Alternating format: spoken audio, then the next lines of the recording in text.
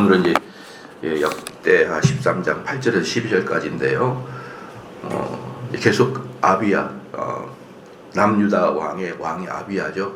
이 아비야의 전쟁에 앞서 어떻게 사람들 전쟁하게 되면 막 이렇게 입으로 먼저 싸우잖아요. 입으로 이렇게 전쟁하기 전에 장군끼리.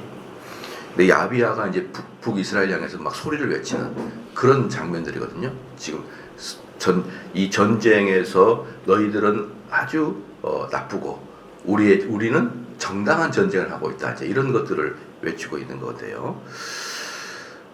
쉽게 말하면은 이제 역대기 기자의 마음이 이제 그걸 말하고 있는 거예요. 남유다는 정당하고 북이스라엘은 괴뢰 정당이다. 남유다는 정당하고 북이스라엘은 괴뢰 정당이다. 이것을 지금 계속 역대기 저자는 말하고 있는 거거든요. 그런 똑같은 관점에서 아비야가 지금 이스라엘 사람들에게 말하고 있는 거예요. 8절 말씀에 이제 너희가 또 다윗 자손의 손으로 다스리는 여호와 나를 대적하였으냐. 북이스라엘도 잘 알지 않냐. 너희들 잘 알지 않냐. 다윗과 하나님이 언약을 맺었지 않냐. 다윗과 하나님이 언약을 맺었는데 다윗 가문에서 예를 들어 솔로몬 같은 경우도 이제 죄를 졌잖아요. 솔로몬도 죄를 졌고 솔로몬의 아들 르호보암도 말을 속된 말로 뻔히 없이 했어요. 뻔히 없이. 뻔때가리 없이 뭐 말을 하게 된 거예요. 그러니까 사람들이 그냥 아이고 저런 놈하고 같이 내가 신앙생활 할 바에 차라리 따로 하겠다. 이제 이거였거든요. 그러니까 우리들이 이제 쭉 그 역대기나 열왕기서를 읽어보면은 나라도 그냥 쟤네들하고 안 하고 싶어요. 나라도 르호보암 밑에서 살고 싶은 생각이 없어요. 지난번에 말했지만 야 우리 너무 힘드니까 세금 좀 깎아달라. 깎아줘? 나는 더 강하게 할 거야. 이런 믿음이 있어서 어떻게 삽니까? 그렇죠? 그래도 언약은 다윗 언약을 맺었지 않냐 이 말이에요. 언약을.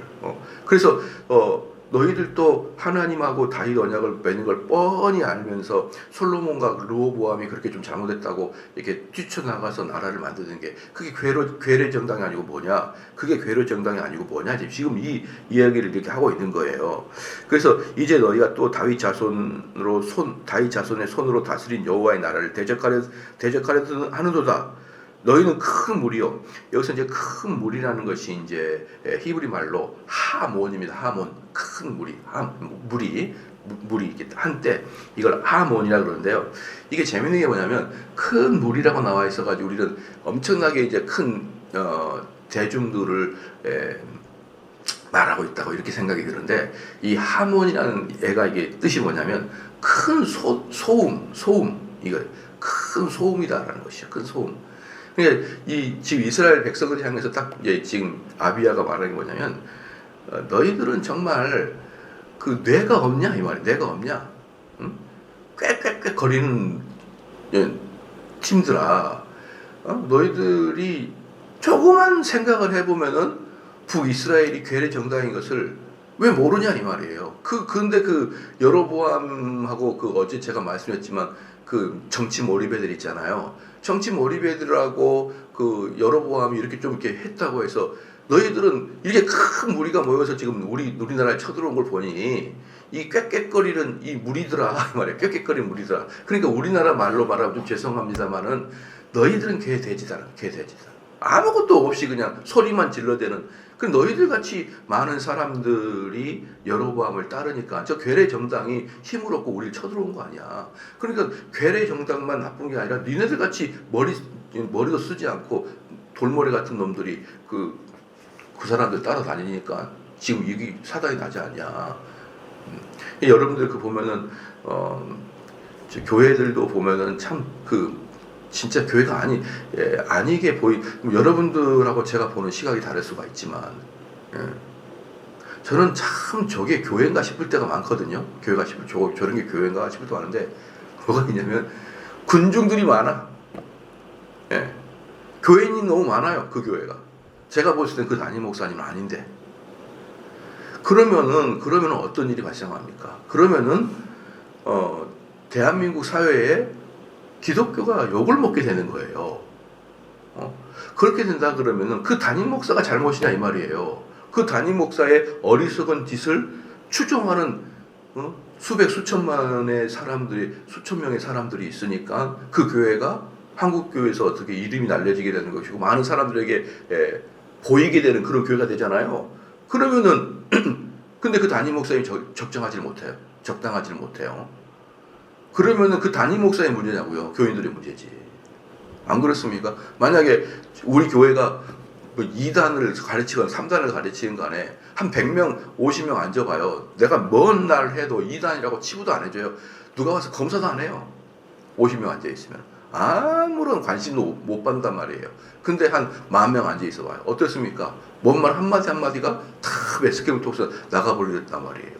그런데 그 담당 목사님이 정당하게 잘 가르치지 못하거든요. 제가 봤을 때. 근데 1,000명, 10,000명이 그분을 추종해 간다 그러면 저희들 입장에서는 너희들은 꽥꽥거리는 하몬이다. 하몬. 예? 소리만 중얼중얼거리는 아무 생각 없는 군중이다 이 말이에요. 지금 아비야는 그 얘기를 하고 있는 거예요. 북이스라엘 너희들은 여로보암이 하긴 했지만 니네들은 도대체 뇌가 있냐? 이거 하나만 생각해봐라. 다윗과 하나님이 언약 맺는 거 알아 몰라 이거예요. 그거 하나만 본다 그러면 너희들이 어떤 위치에서 지금 쳐들어와 있는 걸 너희들 모르냐 이렇게 이야기해요. 여러분 어떻게 좀 실감이 되시나요? 예, 별로 이렇게 실감이 되신 얼굴도 아니고 새벽에 너무 피곤해서 그런지 그렇습니다. 그래서 이제 그 8절에 그래서 이제 그 너희를 이제 여호와의 나라를 대적하여 하는도다. 너희는 큰 무리요. 이제 큰 무리요라고 할 때 쉽게 말하면은 머리에 든 거 없이 꽥꽥거리는 그런 개와 돼지와 같은 아무 생각 없는 군중이다. 이제 그 얘기를 하면서 또 여로보암이 너희를 위하여 신으로 만든 금송아지 너희 알고 있지 말이에요. 그러니까 지금 이 여로보암이 그 뭡니까? 너희들 이제 그 남북이 나눠졌잖아요. 나눠졌는데 이제 딱 휴전선이 그어졌는데 아주 사람들이 이제 구름대처럼 몰려가가지고 첫 번째는 한 10몇만 명밖에 군사를 모집할 수 없는 18만 명밖에 군사를 모집할 수밖에 없는 그런 남유다였었는데 몇 년 만에 40만 명으로 군사를 모집할 만큼 북쪽에서 남으로 이동을 한다 이 말이에요. 그러니까 엘리트들이 전부 다 이동했단 말이에요. 엘리트가 누굽니까? 하나님 말씀 많이 하는 사람들이 이 당시에 엘리트잖아요.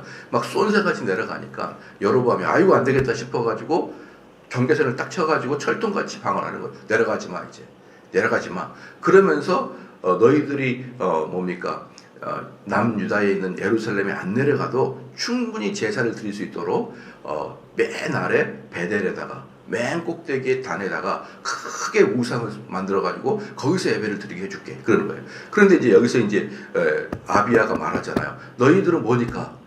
꽥꽥거리는 두뇌 없는 애들이니까 거기 가서 예배를 드리면 거기서 예배를 드리는 너희들은 아니야 이 말이에요. 근데 너희들 이 머리 가지고 한 번만 생각해봐라. 그 황금송아지가 가능하냐 너희들? 우리 황금송아지가 뭐니? 출애굽 당시에 아론이 만들어가지고 큰 고통을 당하게 황금송아지였었는데 야 니네들 왕은 황금송아지 만드는데 거기 앞에서 너희들이 예배를 드린다고? 너희들은 쉽게 말해서 좀 잔인하게 말할까요? 쓸어버려도 마땅할 애들이야 이 말이에요. 너희들을 다 죽여도 하나도 아깝지 않아.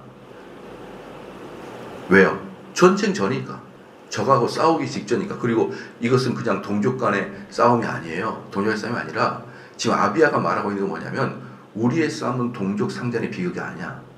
뭐냐? 우상 숭배하는 자들에 대한 진멸이야. 이렇게 얘기하는 거예요. 너희들은 이미 이스라엘의 어떤 정체성을 잃어버렸고 오히려 너희들은 우리랑 가까운 게 아니라 너희들 주변에 있는 그런 암몬 족속이나 모압 족속 이런 애들이랑 너희들이 비슷한 거지. 너희들이 어떻게 우리랑 비슷하냐? 이것을 이렇게 이야기하는 것이죠.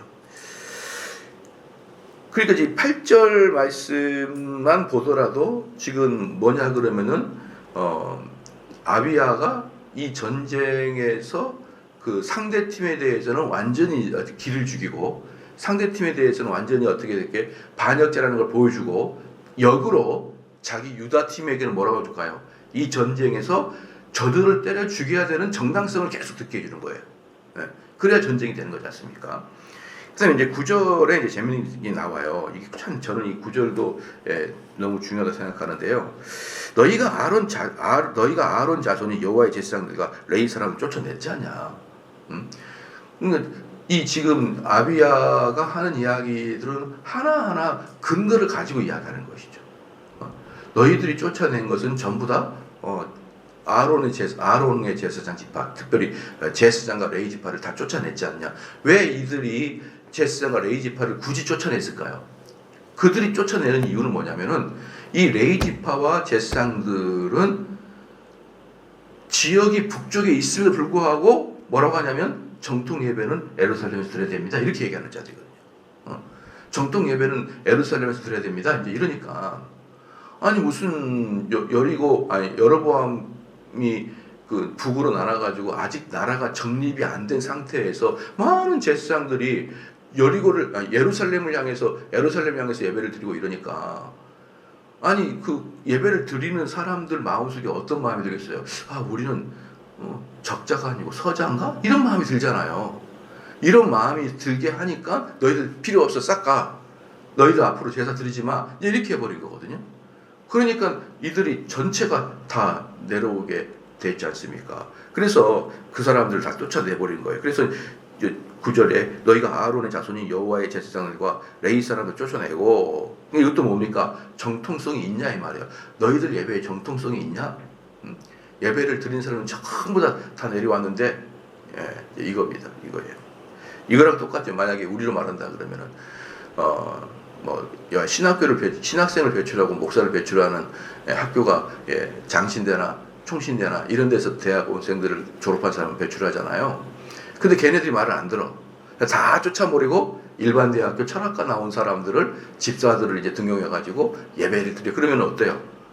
언뜻 보기에는 철학과 나온 사람이나 신학과 나온 사람이 비슷해 보여도 항상 앞에 서인 사람들은 총신대를 나온 사람이고 장신이 나온 사람이고 감신이 나온 사람이고 이런 사람들이 목사가 하다가 어느 날 싹 바뀌어가지고 어떤 대학교 철학과 나온 애들이 이제 와가지고 똑같은 거예요 뭐 이렇게 이제 해가지고 뭐 인문학을 똑같은 거 이러면 어때 기분이?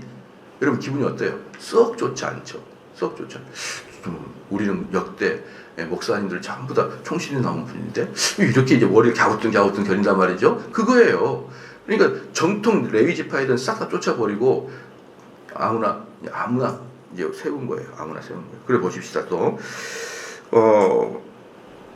이방 백성들의 풍속을 따라 제사장을 삼지 아니하느냐 이 말이에요. 이방 백성들의 풍속이 뭐냐 그러면은 이스라엘의 풍속은 뭐냐 그러면 제사장과 그 레위 지파는 뭐냐 그러면은 제사를 드리는 게 아니라 제사장이 제사를 드릴 수 있도록 모든 제반 사항을 이렇게 관리를 해주는 게 레위 지파예요. 그런데 이 레위 지파도 그 지파의 사람들이 이제 그 사역을 하는 거잖아요. 그리고 이제 제사장도 아론의 계열이 제사장이 되잖아요. 즉 이스라엘에서의 제사장과 레위 지파는 대를 이어서 세습을 하는 게 이스라엘 사람들의 전통이었어요. 전통. 그 집안을 계속 이어가는 전통이었어요. 근데 이방의 그 사람들은 이 대를 이어서 하는 게 아니라 그때 신받은 애들이 하는 거예요. 신받는 애들. 신받고 그때 뭐서 이렇게 영 맞는 애들이 이제 하는데 그렇기 때문에 지금 여기서 아비야가 했던 얘기 뭐냐면 너희들은 이미 제사장 아론의 제사장과 레위 지파 사람 다 잃어버렸기 때문에 그때 하고자 하는 사람들을 추천해가지고 지금 제사장 받은 너희들의 모습은 이방이랑 똑같다. 너희들한테 하나님이 대대로 제사장 직분하라는 아론의 지파 누가 있냐? 얘들아 너희들 머리가 조금만 좋으면 한번 생각을 해봐라. 지금 그 얘기를 계속하고 있는 것입니다. 그러니까 3절 하냐 누구를 막론하고 그 다음에 누구를 막론하고 이게 뭐냐면 너희들한테 정통성이 어디 있느냐 이 말이에요. 아무나 누구를 막론하고 어린 수송아지 한 마리와 수양 7마리를 끌고 와서 잘 보십시오. 어린 수송아지 한 마리예요. 어린 수송아지 한 마리와 수양 7마리를 끌고 와서 장립을 받고자. 장립 뭡니까? 우리 장로 장립식 목사 장립식 그러잖아요. 목사 시켜주세요. 장로 시켜주세요. 이러면서 여기 보니까 어린 수송아지 한 마리, 수양 7마리를 끌고 와가지고 장로 시켜주세요. 장로인데 돈을 그렇게 쓸 리가 없죠. 목사 시켜주세요. 이렇게 주면은 그래 목사 이렇게 시켜주는 거예요. 이게 말이 되냐 이 말. 이게 말이 되냐. 받고자 하는 자마다 허무한 신들의 제사장이 될 수 있다 이 말이에요. 그런데 여러분 거기 밑에 보면 출애굽기 29장 써 있죠. 출애굽기 29장 한번 가봐봐요. 출애굽기 29장 한번 가보시면요.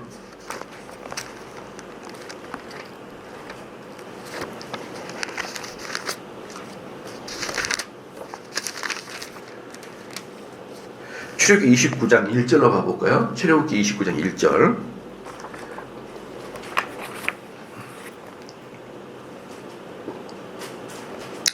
출애굽기 29장 1절 봐보면요. 네가 그들에게 나를 섬길 제사장 직분을 위임하여 그들을 거룩하게 할 일은 이러하니 곧 수소 하나와 흠없는 순양 둘. 그러니까 지금 출애굽기에서 율법으로 제사장을 만드는 법은 뭐냐 그러면은 수소 하나하고 흠없는 순양 2개입니다. 2개예요. 그런데 그냥 그런 게 아니라 이 일을 반복해서 7일 동안 해요. 그러니까 7일 동안 매일 여기 어린 수소 하나, 흠없는 순양 2를 7일 동안 계속 반복적으로 하는 겁니다. 반복적으로 하는 거예요. 출애굽기 29장 35절 봅시다. 35절. 출애굽기 29장 35절. 너희는 내가 네게 한 모든 명령대로 아론과 그의 아들에게 이같이 하여 이래 동안 위임식을 행하되, 이래 동안 7일 동안 계속 위임식을 행하는 거라고요. 그 다음에 매일 수송아지 하나로 속죄하여 속죄제를 드리며 또 제단을 위하여 속죄하여 깨끗게 하고 그것에 기름을 부어 거룩하게 하라. 너는 이래 동안 제단을 위하여 속죄하여 거룩하게 하라. 그리하면 지극히 거룩한 제단이 되리라. 제단에 접촉하는 모든 것이 거룩하니라. 그렇게 이야기를 하고 있습니다. 그러니까 지금 하루에 수송아지 하나, 흠없는 순양 2를 일회 동안 일주일 동안 계속 같이 반복적으로 이렇게 하는 것입니다. 그런다면은 이 사람들이 그 아론의 자손들 중에 어느 날 갑자기 이렇게 일회 동안 제사를 드려서 제사장이 되는 게 아니라 그 아론의 지파 안에서 꾸준히 훈련받고 나이가 됐을 때 이 제사를 통하여서 제사장이 되는 거예요. 그렇잖아요. 그래서 이스라엘 사람들 같은 경우는요, 30살이 되기 전에 사람들에게 강론을 못합니다. 30살이 되기 전에 이스라엘 사람들은. 그래서 여러분 예수님이 30살 때부터 공생애를 시작하는 거예요. 30살 이전에는 안 들어요. 사람들이 네가 세상을 뭘 알아 이러면서. 그리고 또 바울이 스데반이 죽을 때 바울이 직접 스데반을 죽이지 않은 것도 바울이 30살이 안 됐기 때문에 그러는 거예요. 나설 수가 없는 거예요. 어리기 때문에. 그래서 이스라엘에서 제사장이 되거나 랍비가 되거나 어떤 종교 지도자가 되려고 그러면은 기간이 필요하고 그 기간 안에 훈련이 필요하고 훈련이 끝난 다음에 하루에 수송아지 한 마리, 순양 2마리를 일주일 내내 제사를 하게 되므로 하나의 제사장이 탄생이 된단 말이죠. 그런데 한번 생각을 해보십시오. 아니 북이스라엘 여로보암이 제사장 다 쫓아냈거든요. 다 쫓아냈는데 이제 그 다음 주에 그 뭐예요? 이스라엘 사람들이 예배를 드리러 오는 거예요. 예배를 드리러 오는데 교회가 아무도 없네요. 사람이. 목사님이 아무도 안 계시는 거예요. 그런데 그때부터 신학교를 만들고 그때부터 제사장 교육을 하고 그리고 그때부터 이제 제물을 이렇게 드리면서 일주일 동안 제사장을 만들면은 1년, 2년, 3년, 4년, 5년이 걸리지 않겠습니까? 몇 년이 걸리잖아요. 그러니 그렇게 되면은 제사를 매주마다 드리던 사람들이 만약에 이스라엘이 그렇게 돼버리면은 이제 이 사람들이 이건 뭔가 잘못된 거 아닌가 이런 생각할 거 아니에요. 그러니까 야 누구든지 와 이렇게 해버린 거예요. 누구든지 와. 그 대신 올 때 그냥 오지 말고 약간 율법이랑 비스꾸름하게 순양 1마리 또는 순양 2마리 또는 이렇게 7마리 갖고 와. 이렇게 하면 우리가 해줄게. 이렇게 해서 뭐라 그럴까요? 완전히 뭐라 그럴까 정통성이 없는 자기 마음대로 하는 그런 방식으로 여러분 제사장을 뽑을 수밖에 없는 거예요. 그 지금 북이스라엘의 예배를 드리기 위해서는 그런 식으로 제사장을 뽑을 수밖에 없는 상황이었기 때문에 빨리빨리 와서 재물 갖고 와. 그러면 그 재물을 갖고 오면 누가 그 받아요? 이 왕이 받는 거예요. 받아서 전부 다 자기 창고에 쟁겨놓고 너 제사장해. 이렇게 하면서 성직 매매를 엄청나게 시킨 거. 그 다음에 여기서도 보면은요,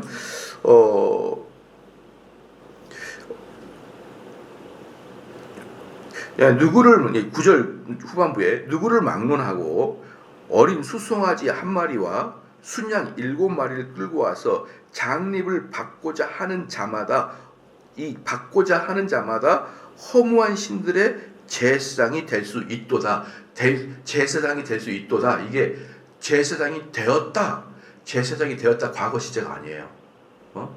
현재 시제입니다. 그러니까 지금 무슨 말이냐 그러면 지금도 너희들 그렇게 하고 있지. 너희들 신학교 가만 봐봐. 어떻게 지금 제사장이 지금 만들어지고 있냐 봐봐. 지금도 너희들 원하는 사람들은 순양 한 마리와 수송아리 한 마리와 순양 7마리를 끌고 오면은 누구든지 제사장이 되는데 어디 그게 율법에 그렇게 돼 있니? 율법에는 아론의 사손 레이지파 사람들 중에서 훈련받고 7일 동안 제사를 드린 다음에 되는 건데 언제 이렇게 족보도 없는 그 신학의 졸업생을 배출한 거? 이 지금 이렇게 얘기하는 겁니다. 그러니까 지금 아비야의 이런 이야기들은요 하나씩 전부 다 옳은 이야기이기 때문에 이 북이스라엘 그 국민들 머릿속에 아주 뭐라고 할까요? 요즘 현대말로 뼈 때리는 말을 계속 하는 거예요. 계속 빠져나갈 수 없도록 뼈 때리는 말을 하게 되는 것입니다. 그러니까 여러분들 이게요 참 재밌는 게 뭐냐면 9절 8절 말씀이 이렇게 섞여 보면요 제사장들이 수준이 없으면은 뭘 섬기게 되어 있는 거예요? 황금 송아지를 섬기게 되어 있는 거예요. 여러분 잘 알아야 됩니다. 이게 우리 성도들은 가끔 가다가 이들이 이방인처럼 바알 신을 섬겼나? 이렇게 생각할 수 있잖아요. 우리가 입장을 한번 바꿔 생각해 보십시오. 만약에 여러분들이 북이스라엘 사람들이에요. 근데 전통적으로 여호와 하나님을 섬겼어요. 여호와를 섬겼는데 어느 날 보니까 제사장이 싹 다 사라져 버렸거든요. 그 다음에 신진 제사장들이 나타났어요. 딱 교회 왔더니 여기 뒤에 강대상에 뭐가 서 있냐면 큰 부처상이 서 있어요. 노랗고 반짝반짝한 큰 부처상이 딱 여기 서 있어요. 그럼 여러분 어떻게 할 것 같아요? 이게 뭐 하는 짓입니까? 라고 할걸요. 당장 아니 우리가 아무리 북이스라엘이라 그렇지 하나님은 형상도 만들지 말라 그러는데 아니 무슨 부처를 갖다 놔 여기다가. 그러기 때문에 북이스라엘은 황금 송아지 상을 갖다 놓은 게 아니에요. 여러분 그걸 갖다 놔버리면 난리 나는 겁니다. 여러분 아무리 북이스라엘 사람이라도. 그래서 이들은 황금 송아지를 부처 상체를 갖다 놓은 게 아니라 이들이 가르치는 논리 자체가 황금 송아지라고요. 이해가 좀 되시나요? 그럼 황금 송아지는 뭐예요? 부와 권력과 힘의 상징이 송아지잖아요. 그러니까 너희들이 하나님 믿고 부를 얻고 하나님 얻고 권력을 얻고 하나님 얻고 치유받고 그런 하나님을 가르치는 거예요. 그런 하나님을. 그러니까 여러분 좀 제발 좀 기억할 것은 뭐냐 그러면 그들은 바알신을 딱 갖다 놨다 안 왔다 이거예요. 이스라엘 사람 그렇게 바알신을 딱 갖다 놓은 게 아니에요. 그 나라의 이방 신전을 딱 만든 사람의 시초가 누구냐면요 아하방입니다. 아하방은 여기저기다가 성전에다가 이방 신전을 세워놔 버렸어요. 그 사람은 완전히 망할 사람이고 보편적인 왕들은 그렇게 하지 않았습니다. 어떻게 했냐 그러면은 그들의 가르침이 뭐예요? 우상 숭배의 가르침이에요. 그 우상 숭배의 핵심이 뭡니까? 여러분 우상 숭배의 핵심이 뭐예요? 나를 위한 거예요. 나를 위한 거. 나를 위해 주는 게 우상 숭배예요. 그럼 우리 여호와 하나님을 뜻하는 게 뭡니까? 하나님을 위한 거예요. 하나님 중심의 삶. 우상 숭배는 뭡니까? 내 중심의 삶. 내 중심의 삶. 이 두 개가 부딪히는 걸요. 그러면은 우리가 여호와 하나님을 섬긴다는 것은 뭐냐면은 나를 사랑할 것인가 아니면 하나님 사랑할 것인가의 싸움이에요. 그러면 어떻습니까? 어릴 때부터 성경을 차근차근히 배우지 않으면요 이 성경을 가지고 하나님 중심으로 해석하기 어렵습니다, 여러분. 제가 어제도 말씀드렸지만 저는 3대째 사역자예요. 3대째 사역자일지라도 제가 신학교에서 제대로 배우기 전까지 전부 다 모든 신학은 내 중심이었어요. 내 중심. 내가 이 어려운 일주일 내내, 그때도 저희가 제가 저희가 신대원 다니고 이럴 때 우리가 자주 들었던 그 목사님이 김동호 목사예요. 김동호, 여러분이 알 수 있을 거예요. 높은 뜻 숭례교회 김동호 목사님이 있는데 그분이 이렇게 이야기를 했어요. 젊은이들아, 나가서 교회에서 머물지 말고 나가서 좀 크리스찬답게 살아라. 그리고 너희들은 교회 오래 머물지 말고 밖에서 활동을 하고 밖에서 크리스찬의 모습을 보이고, 교회에서는 무엇을 하냐면 또 일주일 내내 여러분이 나가서 시달렸잖아요. 시달렸으니까 또 교회에서 재충전을 받고, 재충전을 받은 다음에 또 나가서 성도로 싸우라 그렇게 얘기했는데요. 그 이야기가 정확하게 나 중심 신앙이에요. 여러분, 교회에 나오면은 이 땅을 열심히 살아갈 수 있도록 무슨 비전과 힘과 위로와 그런 걸 받아라. 이게 바로 그분들의 이야기예요. 그때는 우리는 못 모르고 여기 아까 큰 무리처럼 그냥 헤헤거리면서 그 목사님들의 이야기를 들으면서 와, 좋다, 맞다. 우리는 교회에서 그냥 네 옳고 내가 옳고 네가 크고 내가 크고 이게 아니라 우린 교회에서 배우고 나가서 교인답게 살아야겠다. 이 정신이 제가 신대원 때 멋모를 때 가졌거든요. 그게 바로 김동호 목사가 주장했던 교회의 주유소론이에요. 주유소론. 너희들은 교회에서 너희들의 빛을 발하는 게 아니라 세상에서 발하듯이 교회는 충전하고, 너희들이 진짜 싸워야 될 것은 도로라는 거예요. 여러분, 이해가 딱 되죠?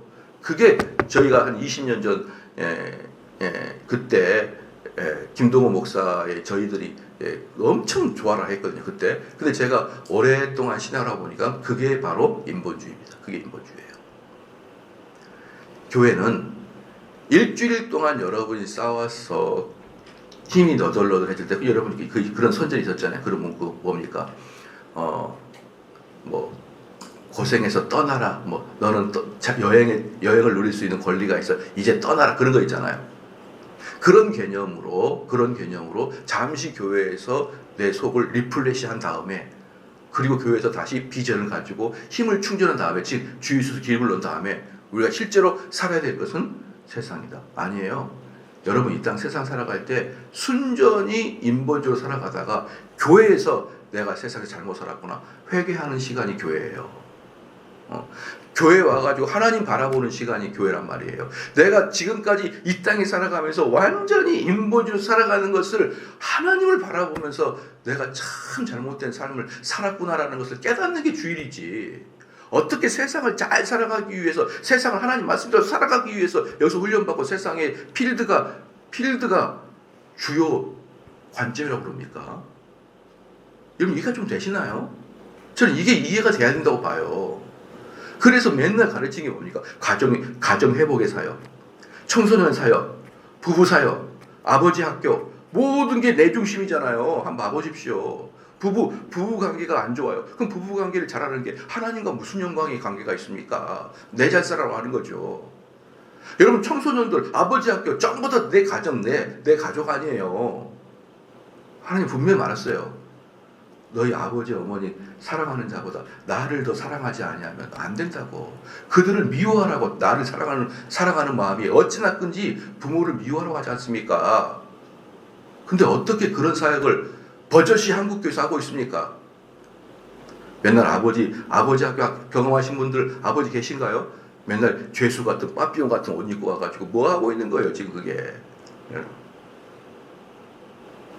정말 저는 한국교회 이 공부 안 하는 목회자들 때문에 그런 인본주의 황금사자, 황금소 이런 송아지 우상들이 얼마나 드글드글 한국교회에 있는지 알고 계십니까? 아버지 학교요. 도대체 아버지 학교에서 하나님께 영광을 돌리고 내 삶을 회개해서 하나님 중심으로 살아가는 겁니까? 아니면은 또다시 여러분 가정의 행복을 위해 살아갑니까? 여러분 좀 이해가 되셨죠? 이것은 공부를 열심히 하는 목사가 아니면 발견하지 못해요. 제가 아까 말했잖아요. 저는 3대째 목사이지만 저도 신대원을 가가지고, 아니요, 신대원 때도 몰랐어요. 한참 신대원 졸업한 다음에 목사가 되고, 이게 아니네? 그때 알았어요. 제가 지금 50대 이제 중반 돼가고 있는데, 제가 한 40대 돼서야 알았으니까 한 15년 정도밖에 안 됐어요, 저도. 그 전까지는 보편적인 교회에서 말하고 있는 성경 해석하고 인본주의 성경 해석했단 말이에요. 인본주의 성경. 저번에 또 어떤 교회는 저희 때 다 한참 유행했던 용산에 전 모 목사님 한참 했던 담즙질, 우울질기질, 무슨 기질. 설교를 하는데 화성에서 온 남자, 금성에서 온 여자가 그런 걸 예를 들고 앉아 있어요. 여러분, 화성에서 온 여자인가 뭐 여자인지 남자인지 모르겠어요. 화성 여자, 금성 남자인지 모르겠는데 이걸 이해하는 이유가 뭘까요? 서로 이해하라는 거, 이해하라고. 여성과 남성은 다르니까 이해하라는 거예요. 이게 인본주의 아닙니까? 여러분, 저는 할 말이 너무 많아요. 여기서도 보면 어떻습니까? 목사를 사역자를 길러낼 때 뚝딱 길러내잖아요. 뚝딱. 그 가져와서 너희들이 내일부터 제사장에, 그러니까 걔네들 머릿속에 정확하게 하나님 말씀이 인본주의를 신본주의로 만들어내지 못하는 거예요. 성경을 보고 신본주의로 눈을 못 돌려요. 그렇게 공부를 안 하면. 그러니까 다 황금송아지 사상을 가리키는 거예요. 황금송아지 사상.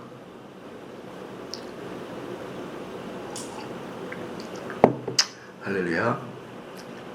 여러분들 좀 심각하게 생각해야 돼요. 제가 옛날에 청년 때 기도원 많이 갔죠. 기도원 가서, 기도원 가게 되면은 기도원 그 강사 목사님이 아픈데 손을 대래. 아픈데. 근데 아픈 데가 없어. 아픈 데가, 어디 아픈 데가 있어요. 거기 무좀이라 있어요. 무좀. 난 무좀도 없어요. 어떻게 된 게. 그래서 머리에다. 왜 될까요? 나쁜 생각. 승질 많이 나고 승질 많이 내니까 가슴, 내일은. 그게 하나님 영광과 뭔 상관이 있어요? 다 내 치유받고 내 잘 되라는 거지. 오나게 아픈 데도 없으니까 아픈 데를 찾아야 또 어디가 아플까? 잘못된 생각하고 있지. 내가 누군가를 미워하고 있으니까 가슴이 아프지. 겨우 이러고 아픈 데를 애써 찾아가지고 기도해야 되는 게 한국 교회예요.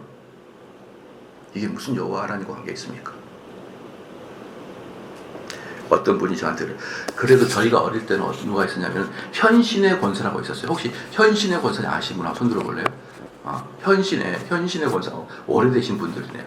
현신의 권사님, 그래도 실질적으로 그 역사가 일어났잖아요. 현신의 권사님 통해서 제가 아는 분도 온몸에 종기 같은 게 나서버렸어요. 근데 그게 하나님 영광과 뭔 상관이냐고요, 여러분. 내 치유지.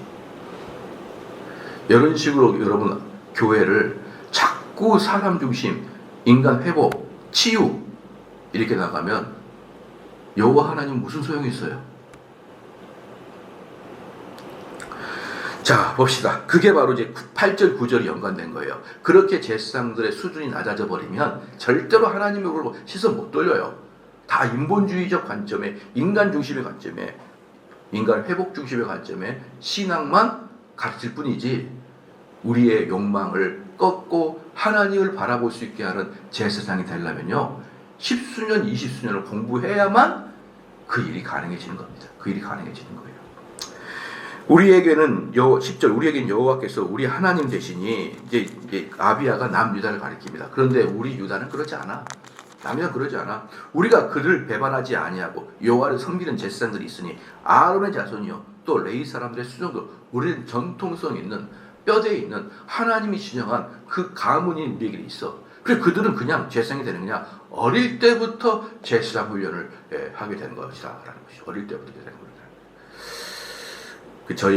저희 아내가 혹시 아는 분이 계시겠지만 우리 아내가 경찰대를 나왔어요. 경찰대 나왔는데 요즘에 경찰대에 대해서 말이 많잖아요, 그죠? 말이 많아요. 말이 많은데 이렇게 이야기합니다. 순경과 경찰대를 나온 사람을 자기가 비교해 주겠다는 거예요. 순경과 경찰대를 비교해 주겠다. 순경은요 여러분 대학을 졸업하거나 군대를 갔다 오거나 이러면서 막 공부를 해가지고 순경 시험을 보잖아요. 그럼 그때 그 사람들 나이가 평균 27, 8 돼요. 27, 8. 근데 경찰대에 나온 애들은 20살 때부터 경찰 되겠다고 들어간 사람이야 이러더라고요. 우리는 고등학교 때부터 경찰 되겠다 들어간 사람이 왜 우리를 자꾸 이렇게 못 살게 굴어 이렇게 얘기하더라고요.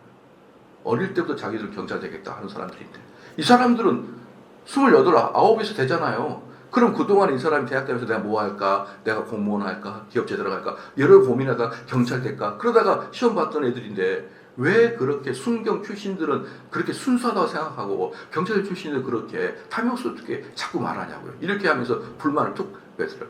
나는 20살 때부터 경찰 되고 대학생 때부터 나는 경찰이었어 이러더라고요. 마음속으로. 여러분 뭐든지 어릴 때부터 하는 게 좋아요. 어릴 때부터 하는 게 순수하다고요. 그러니까 여기서도 뭡니까? 레위 지파 사람들에게도 뭐라고 합니까? 우리는 레위 지파, 아론의 지파 다 있어. 왜?